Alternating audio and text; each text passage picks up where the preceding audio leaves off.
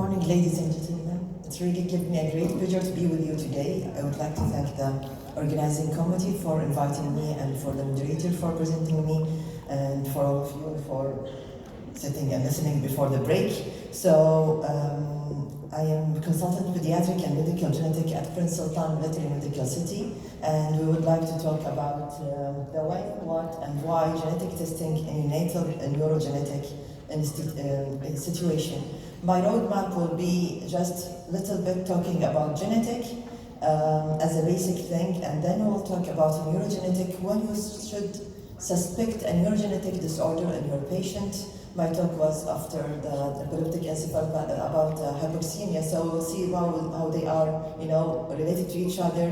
When we choose genetic testing and what genetic testing you should do and why. So just basically, usually what is my concern and my interest is the chromosomes and the gene. And this is the chromosomes. This is of course not from human, it is another creature. And it's all similar chromosomes, but not in the number. And when we arrange the chromosome, you'll find it is 23 pair. It will be one from, I can try this one.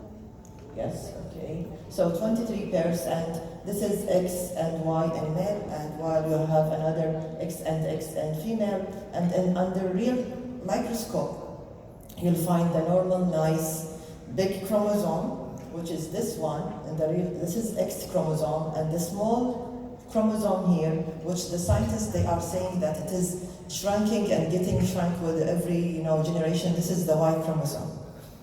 When we open the chromosome, you'll find that it is constituted of double-strand DNA. If you open your DNA, you will find that it is full, of the sequence. This is our sequence, which is the, A, T, G, C, G, whatever. And here is our work will be today. How you define this part, how you find this part is normal or abnormal. So let's talk about a little bit neurogenetic and how you confirm or how you suspect neurogenetic in your patient. The clinical practice of neurogenetic is complex, challenging, but really it is rewarding when you know what is going on. There are several guidelines to help, but I will concentrate on we'll focus on three aspects. What are the factors that suggest that you have a patient with a neurogenetic disorder? Is there a non-specific category that may hide in neurogenetic disease, and what is the importance of family history, and then we'll go for more. Always, if you want to know if there is genetic disorder or not, you ask about family history. But there is two important things. Sometimes there is isolated case in your situation. You find that your patient is isolated, there is no sporadic, no family history, but still can be genetic, and I will show you later on. Our population, it is highly consanguineous. And for doctors who do not know, we reach up to 58% of consanguinity in our population. This makes the autosomal recessive more common than autosomal dominant. So usually family history will help us. However, still, if there is negative family history, you may have genetic disorder.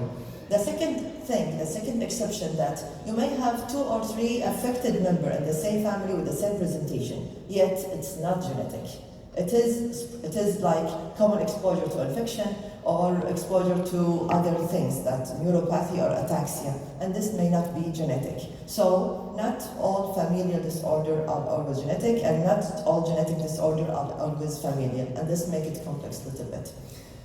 Let's talk about similarity to another genetic syndrome. So you'll know that this is genetic because it is similar to other. If you have atypical face, seizure, this suggestive tuberculosis, progressive ataxia, loss of reflexes, suggestive Friedreich's ataxia, white matter disease, hyperactive tendon reflex, that means that maybe adrenal leukodystrophy or Merzbach disease, muscle weakness associated with muscle cramps, and cataract, this suggests of myotonic dystrophy. So all this is some similarity to another genetic disorder, and you have to consider it when you have it in your patient.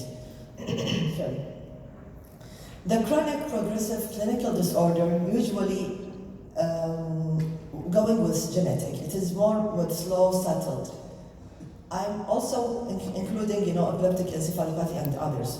And many other onset, like it is sudden, may mostly go with other things, but this is one of the factors. Consanguinity is very important, and we'll talk about it, and you'll see how consanguinity is important in our family. What other non-specific category that is hiding the neurogenetic disease? Like you saw a lot of patients, they are named like cerebral palsy. They are named cerebral palsy. It is actually the treasure of neurogenetic, the cerebral palsy, because many patients with cerebral palsy found later on to have familial spastic paraparesis, ataxia telangiectasia, or even, vanishing white matter disease. And before it was just named as cerebral palsy.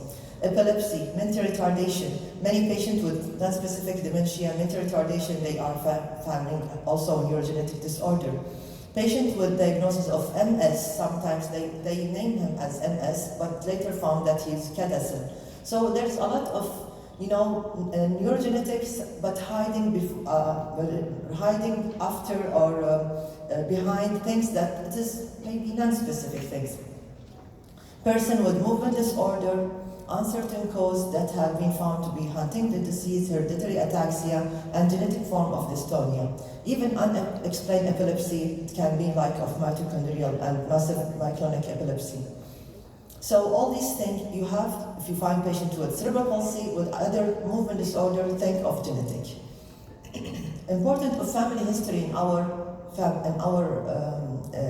population, because many times you ask the parent, are you cousins? They say no. Is there any relation between you? They say no. And then when you ask more, what is the relation between your mother and your husband, your mother husband, or your husband mother? She say they are sisters. So they are first cousin, but they do not count the maternal side, as cousins. Or sometimes they say, oh, our far cousin, I told them any consanguinity, no, our far cousin, didn't name it. So what about your grandparent? Or they are brothers. So again, they are cousins. So you have to take this into consideration. When you ask the parent, always, please, in family history, ask them, is there any family history? They say no. And then I ask them, okay, and the patient in front of me, he had microcephaly and seizure. So I ask, what about your sister? How are they? Normal. How is their siblings? How is their kids? She said, no, one of them, he's mildly affected, but not like my patient. Okay, how old is he? 10 years. Which grade? First year. Microcephalic, yes. And then I find 3 or 10 in the family, they have the similar problem. So please go and ask specifically, how is your kids, how your sisters, their children. And then you'll find a lot of things. If you have something in your mind, ask about everything. If you are thinking of myotonic muscular dystrophy, ask about baldness, ask about diabetes, ask about developmental delay, cataract. Otherwise, they will say nothing. Or if you are considering Charcot-Marie tooth, ask about difficulty in walking, braces or foot surgery. There's sometimes in neurofibromatosis, ask about all the criteria for neurofibromatosis. Or like if you have think of other things. And this is in this family pedigree, this is our patient this is the patient who had epilepsy. Sorry, I always forget. So this is the patient who had epilepsy, and he had sister with mental retardation. He had a paternal auntie who had renal tumor, and her daughter had seizure, developmental delay, and learning disabilities. At the beginning, you think that this is non-specific epilepsy, mental retardation, renal tumor, something in your genetic. But if you think more and you find all of this is correlated to each other. All of them, they have the same disease. And you know what is it? It is tuberous sclerosis. In this one, after you ask, and you find that this patient is not only epilepsy, he had tuberous sclerosis, this one had tuberous sclerosis, as well as this one and this one. Now, the genetic risk is changed. You can give possibility of recurrence of 50%, you know what genetic test you will do, and what is important, you will investigate your patient for renal and another. Now, sometimes you have really puzzling thing. Really puzzling, and you find you do many things and you don't know anything. What is going on? Could be specific, not genetic. Could this disease be not genetic, or it could be autosomal recessive disorder. Sometimes you have a new patient with a new things, which could be a new mutation, and we'll talk about it. Mild expression in the family, so many family members with different disorders, there may be mild expression in the family. Sometimes the new patient who had this disorder is adopted. So no family history, and nobody told you that this is adopted, and you are thinking that there is how this could be while there is no family history. Or false paternity, not always we are seeing it, but sometimes you may face it, that you have like phenylketonuria patient, and when you did the carrier testing for the parent, the mother is carrier, the father is not carrier. So you have to think why this is like this. Could it be wrong testing or false maternity or others? Mitochondrial inheritance also can just be like a sporadic case, while it is mitochondrial and chromosomal abnormality.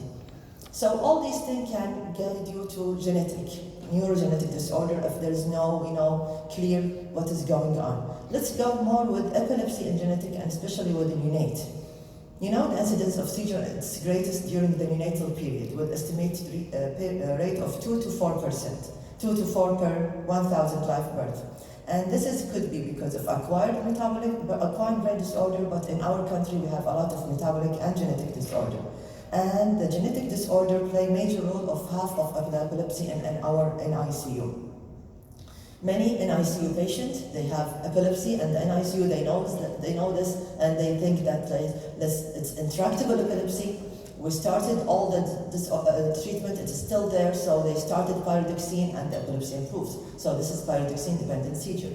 In our community, in our population, we have the biotin-responsive basal ganglia disease, which is really common, and you give everything, it is still the patient have dystonia or neurogenetic regression, and then once you give him biotin and thiamine, complete remission in the same day, he will go out of PICU. So this is another thing you have to put in your mind. Sometimes there's multifactorial or many things, or chromosomal disorder. I would like to tell you about the approach, how we can approach one by one, and we'll go from simple to the hardest thing. But before things, I want to show you that there was a prospective comparison of cost effectiveness of the whole exome sequence. I think most of you, as I am a geneticist standing here, I will talk about whole exome sequence. And whole exome sequence is really expensive, and many people, they like to make it the end, and some, they want to make it the first thing to be done. And let's see what we can do in this situation. It is really cost effective. And when you see how is the traditional testing for a neurological patient, NICU patient, if you want to do for him MRI, EEG, and some they will do muscle biopsy, it will cost like $21,000. While the whole exome sequence, it will cost from $800 to $2,000 according to your contract with the company of your hospital. So it's really cost effective, and the use of whole exome sequence early in the diagnosis pathway resulted in more than 3 times bigger diagnostic lead and 3 times smaller of the cost. But again, I will not go and just jump for the whole exome sequence. There is sometimes diagnosis that you shouldn't miss in your patient with epilepsy, the treatable inborn error of metabolism. And as doctors talked about it before me, there is more than 370 inborn error of metabolism and can present with epilepsy or seizure. And more than 90 of those, they can be treatable, you can give them the treatment, and you can prevent the bad outcome and complete avoidance of antiepileptic drugs like of biotin, thiamine, and pyridoxine-dependent seizure. Importance of what we are seeing in the hospital is the history, physical examination, and let's see what's going on. This was one patient, I think Dr. Muna is here. When the first year she joined us, she called me in NICU, and she told me, I have a very hypotonic patient, dysmorphic patient, and we think that he's look like metabolic. He's so, and hypotonic and ventilator dependent. Not this patient is like him. So I asked her, hypotonia like Down syndrome? She said, look like Down syndrome. I asked her, did he looks like Zellweger? He said, yes, he looks like Zellweger. He was so hypotonic, and the ventilator dependent, we did very long chain fatty acid, it was positive. Let's go to family history. This was our patient, the new patient. She was a girl. The family history, the parents are first cousin. Of course, they told me there is no consanguinity, and then I discovered that the mother are sisters. And then we find that they lost one patient, The similar presentation, hypotonia, ventilator dependent after 4 months of an ICU admission costing like 1 million, he died. So we have this girl, so we sent for her the whole exome sequence by a research at that time, and turned to be this gene, which is again with peroxisomal disorder like Zellweger. And why I put this slide here at the beginning, because I want to tell you a very important point. We are not here only to diagnose, we are here to diagnose, treat and prevent others. We are a highly consanguineous population. You'll find that the mother will go and conceive another kids, he may be having a similar problem. So I told the mother there is a congenital thing, genetic problem, so you need to, to take care for the next pregnancy. She said, no, I'm now 48, I don't want to conceive anymore. I told her, okay, so what about this boy? This boy and this boy. I need to test them, because he may just go and marry his cousin. She said, yes, how you know? Actually, I am his, proposed to this girl.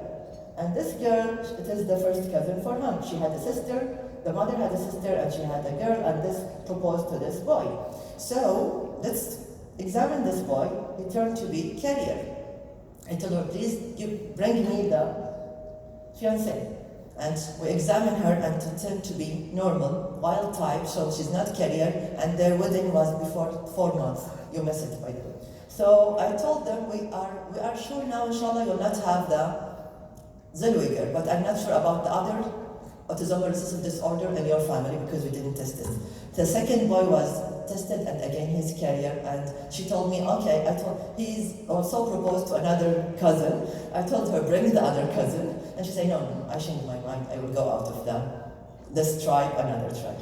So sometimes it is really, you need to go further, not only to diagnose them.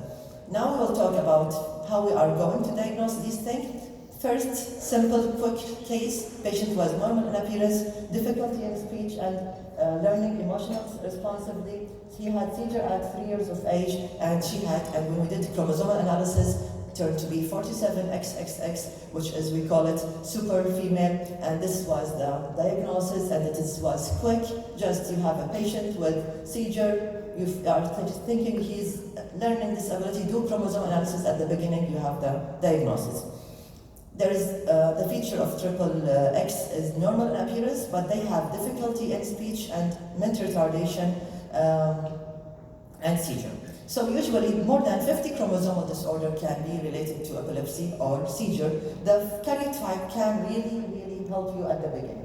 So there is, 50% you can do by karyotype to find the things.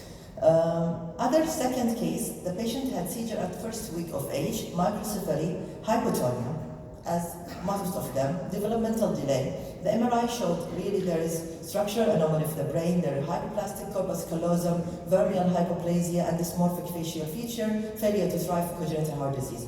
Chromosome analysis was normal, 46XX. So what is your next step now? The chromosome was fine. You think that he had something else. You will jump to whole exome? No, wait. There is seizure, there is multiple congenital anomaly, do chromosomal array. Chromosomal microarray was found to be a powerful tool for high resolution genome analysis. It will check for you the minimal microdeletion and microduplication. If you remember the first girl, and you know that she's, Williams syndrome or the Diger syndrome, you do for them fish for William or fish for Diger. Now the chromosomal microarray can do for like fish for all the chromosomes, the whole chromosomes. So really it is a good thing to do. And for our patient, this is the array CGH, how we do it. We combine the patient DNA with control DNA, and we find if there is any microdeletion or duplication. And back to our patient, we did chromosomal microarray and showed 1q43 deletion, and this is 1q43 microdeletion syndrome. It is a known syndrome, and it is really rare syndrome, and this disease and this situation was resolved by the chromosomal microarray. Really, chromosomal microarray helpful for your patient. Many of those disorders will present with seizure, hypotonia, and can be solved with the chromosomal microarray. So what is next? This patient had present with dysmorphism, high forehead, low set ear, rhizomelic limb, the shortening of the rhizomelia, and the brain MRI really was severe cortical atrophy, ventricular dilatation, corpus callosal agenesis. He was having, respiratory distress. Blood gas showed severe metabolic acidosis. Lactate was very high. So we diagnosed him as pyruvate because of the common disorder in our family. We diagnosed him as pyruvate dehydrogenase deficiency. What do you want to go next to do? Now we are sure that this is, especially when there is family history of similar problem, so you are sure that this is possible pyruvate dehydrogenase. Try, if you have it, try and go for the direct pyruvate dehydrogenase genes, and then you will have the results. Especially if the gene is single gene for the disease, and you can do Sanger analysis and you have your result. So first, you do chromosomal. If you think chromosomal normal, go to a microarray or single gene if you know it. Now sometimes, like this boy, he looks like albino. He had family history, and the family history really not only albinism with immune deficiency. So what you will do, go to OMIM. OMIM is very powerful tool. Online Mendelian inherited in men, put albinism and immune deficiency, and look what differential diagnosis is there. There is Gracili, there is Hermansky-Bodlak, and other things. So really, it's not one differential. You had many differential, and you cannot go and do genes for each disorder. So what is your next step here? This is the difference between Hermansky-Bodlak or Shirak-Higashi. But what I want to show you, if you know that you are not going to do chromosomal analysis in this patient, nor chromosomal microarray, because it is not microdeletion. Your differential diagnosis is different.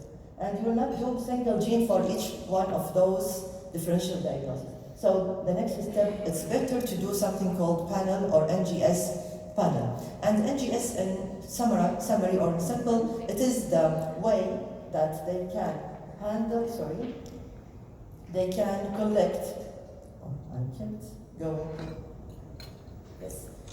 In one chip, they will put for you a lot of target gene, you are looking for it, and in one test, it will be checked for all the genes in interest. You have to call the lab and make sure that your genes is among this panel. For example, it happened to me, I asked for NGS for sensory neural hearing loss, and they told me that it was negative. The test was negative. I asked them, how many genes in your panel? Because I asked for a specific lab that the panel contained 50 genes for sensory neural hearing loss, and it will test them all at once. So when they told me this panel is 3 genes only, and I told them, why you choose this one?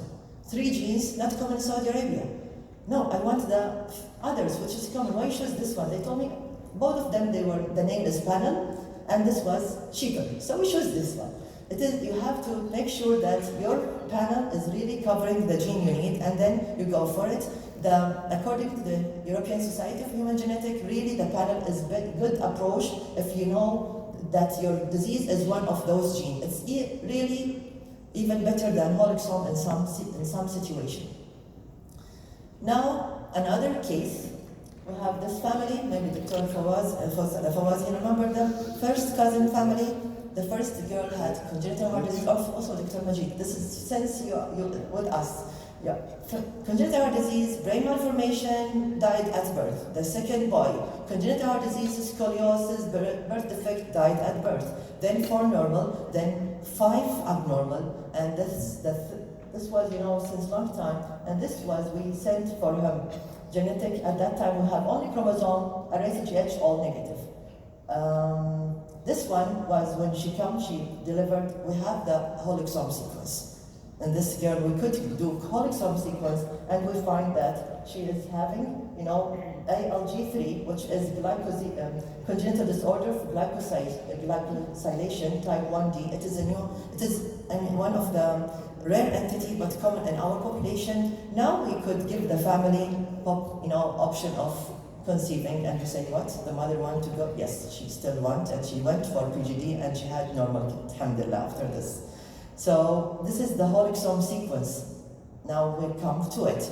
So like if you have this case, molar tooth, hypotonia, seizure, and you think it is Joubert syndrome. Are you going to do chromosome? No. The GH array? No. Panel? No panel so far. It's covering all the Joubert syndromes so far. So we go for this to, whole exome sequence better. What is the whole exome sequence? If you just remember the first, when I put for you the whole sequence, it is a technique that can cover for you the whole exon in our body with some introns. And it is really powerful. It will cover more than 12,000 genes according to the lab.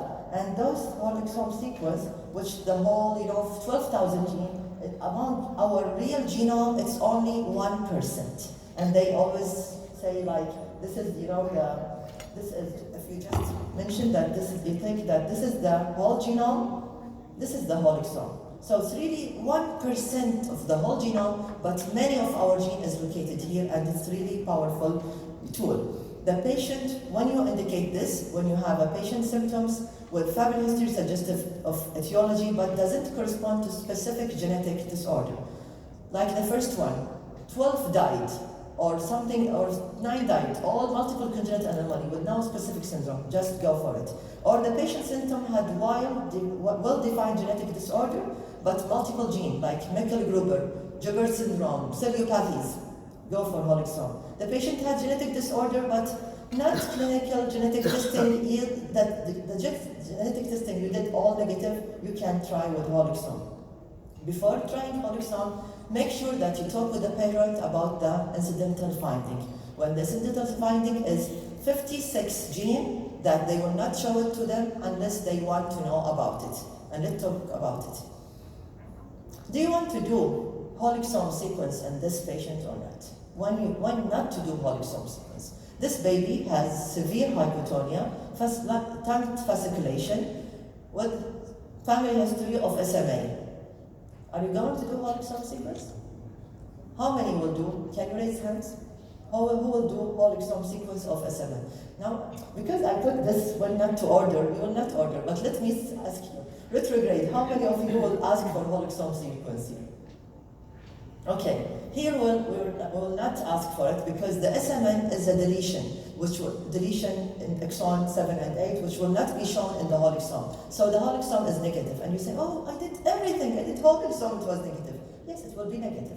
Just go and do the gene for SMN if you think that this patient had SMA. Now, what's after whole exome? Or sometimes the whole exome will be negative if you do it in the blood. This baby has a neonatal onset, maybe you remember him, overgrowth, abnormality of the limbs, abnormality of the skin pigmentation, angioedema, hemihypertrophy, no family history.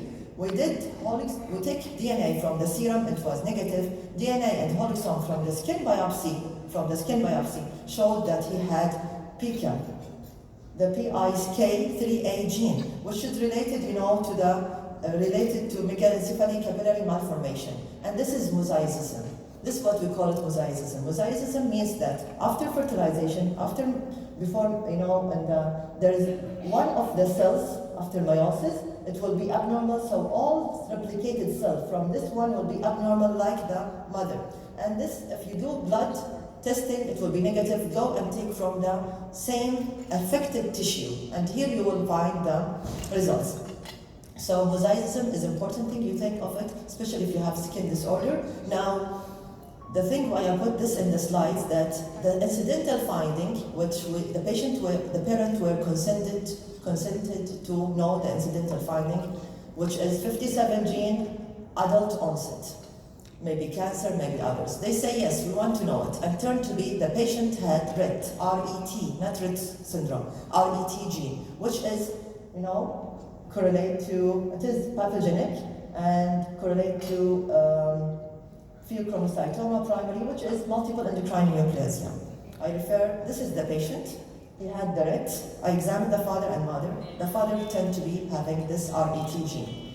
I sent him to the the endocrine. He sent him to the surgical section, surgical colleague. The surgeon removed the thyroid. And the doctor, after 1 week of sending him, he told me, this is pathogenic mutation. The thyroid should be removed within 1 week. So I felt sorry for the father. I felt guilty that I, make him prone to surgery. He was completely well, nothing else there.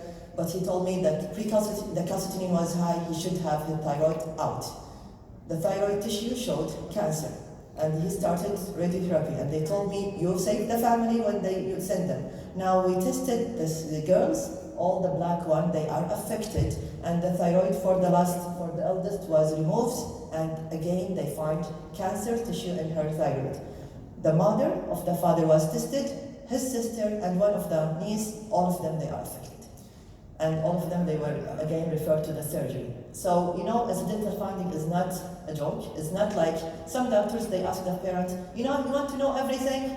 They say, no, we don't want to know. You have to tell them what really incidental finding mean. Sometimes it's not. So we reach now the end of my talk. We talk about chromosome, about RSGH, about whole exome, about mosaicism. Sometimes it's none of those. This girl was seen in our NICU and till now she's in the PICU. She had severe brain malformation, she had seizure, she had apneic attack, and when we asked about when we asked the mother, she took Roaccutane while she was pregnant, and she didn't know that she was on Roaccutane. So this caused isotretinoin teratogenicity, and this was the 5th case in 2 years to have a teratogenicity because of Roaccutane.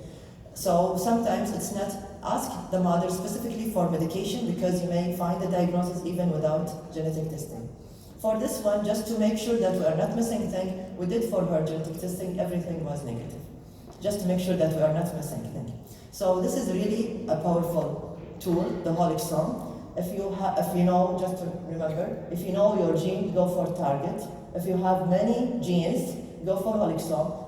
Everything is negative, so you need to go for whole genome sequence. And there they will sequence everything. They will sequence the intron, the exons, and in the whole genome, it will cover the deletion, can show you SMA, can show you the microdeletion, microduplication, but whole genome will not show you the triple repeat.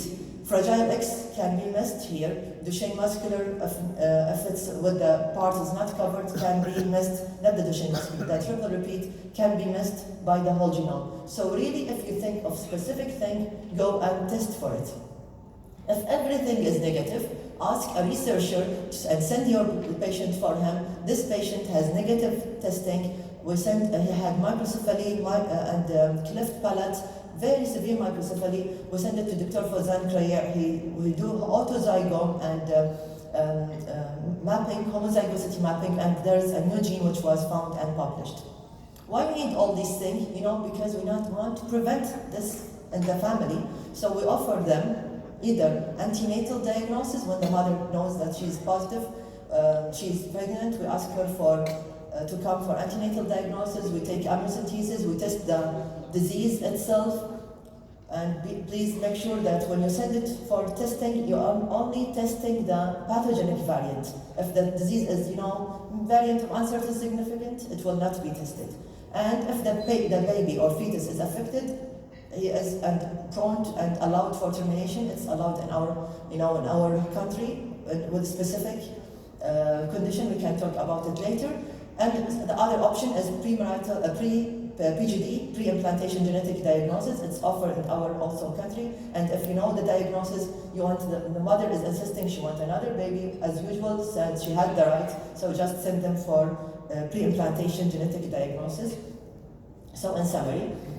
First, if you have a clear trisomy, just do chromosome analysis. If it's multiple congenital anomaly, do RSGH. You know the gene, there is family history, do Sanger or target gene or target mutation. There is disorder with multiple gene, do panel.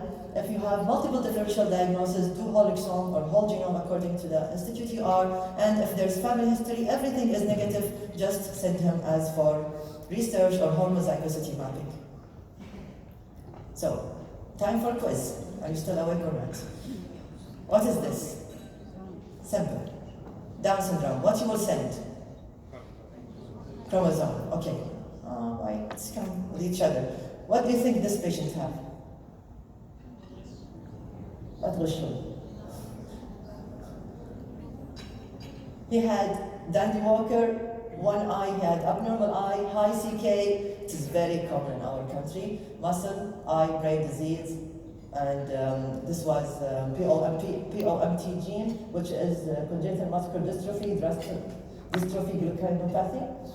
the Walker-Warburg syndrome, we have a lot of it. So for this, what you will do, not chromosome, not array, just go and do whole exome sequence. And by this, I reached the end. Thank you for your attention. I would like to thank our NICU. They really did a great job, as usual. I would really would like to thank them. They are giving me a lot of gifts every day, gifts. So thank you, and thank you for your attention.